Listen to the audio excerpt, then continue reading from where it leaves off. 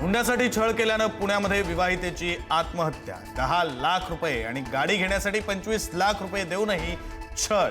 गर्भलिंग तपासणीमध्ये मुलगी असल्याचं समजल्यावर जबरदस्तीनं गर्भपात केल्याचाही आरोप।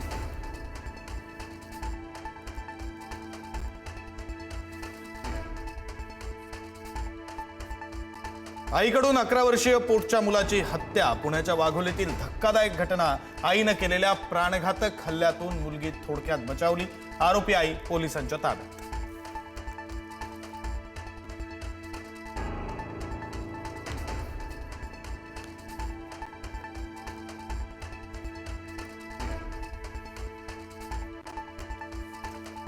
मुंबईच्या दिशेनं निघालेलं लाल वादळ ठाणे जिल्ह्यात दाखल। विविध मागण्यांसाठी आदिवासी बांधवांचा लॉंग मार्च। शिष्टमंडळ मुख्यमंत्र्यांच्या भेटीसाठी रवाना।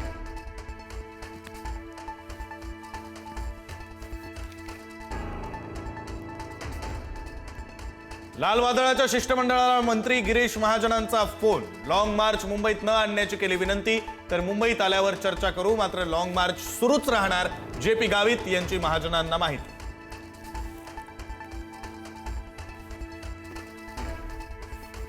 मंत्री गिरीश महाजन डॉक्टर बाबासाहेब आंबेडकरांचं नाव घेण्यास विसरले। वन विभागाच्या महिला कर्मचाऱ्याचा संताप। महाजनांवर अॅट्रॉसिटीचा गुन्हा दाखल न झाल्यास उपोषणाला बसणार। पुढारी न्यूजशी बोलताना माधवी जाधव यांचा इशारा।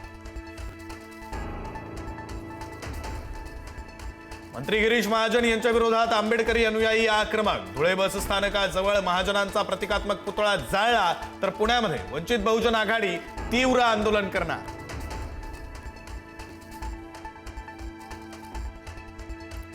येत्या 5 दिवसांमध्ये मुंबईकरांना मिळणार नवा महापौर। महापौर पदासाठी अर्ज सादर करण्यास आज आणि उद्याची मुदत। भाजप शिवसेना दोन्ही पक्ष स्वतंत्रपणे गटस्थापन करणार असल्याची माहिती।